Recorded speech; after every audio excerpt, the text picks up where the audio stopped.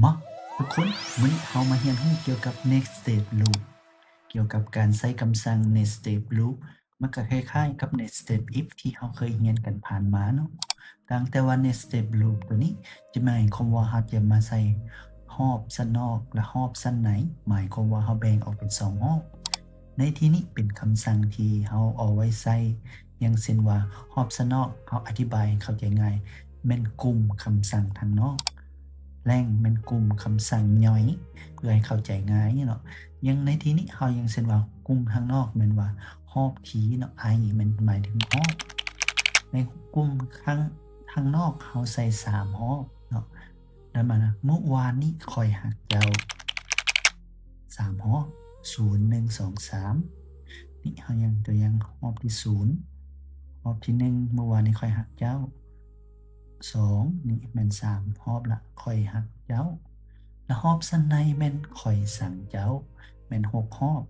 หมายความว่าในทุกรอบใหญ่จะมี6รอบนั่นก็หมายถึงว่า0ถึง5เท่ากับ6รอบนี่แม่นคำสั่ง nested loop เนาะเรามาทดลองฝึกเรียนเขียนไปนำกัน for inline ตัวนี้เราจะทดลองให้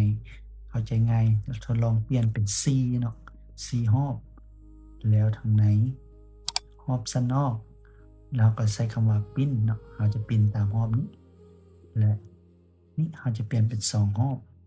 ในที่นี้เพื่อเราจำแนกให้มันเห็นได้เข้าใจง่ายเราจะใช้คำว่าข้อยรักเจ้าคือภาคทฤษฎีเราเรียนว่าเมื่อวานนี้ข้อยรักเจ้ามื้อนี้ข้อยสั่งเจ้าเนาะเราจะมากดรันเบิ่งเนาะ for I in length C for J in length เรามาลองปิ้นเบิ่งเนาะนี่แม่นนี่คำตอบเราออกมาแล้วเนาะทางเทิงรอบทางนอกแม่น C เมื่อวานนี้ข้อยรักเจ้าเมื่อวานนี้ข้อยรักเจ้า2แม่นรอบที่1เนาะ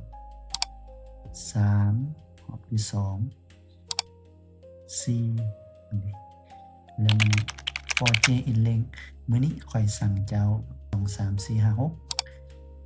เจ้านี่ก็แม่นคำสั่ง nested loop ในภาคปฏิบัติเนาะเราจะเข้าใจนี้แล้วเราจะเอาไปหมุนใช้ปรับใช้ตามวิธีมักในการบอกรักไผจักคน และก็บอกสั่งไผจักคน ลาก่อนจบแล้วพบกันใหม่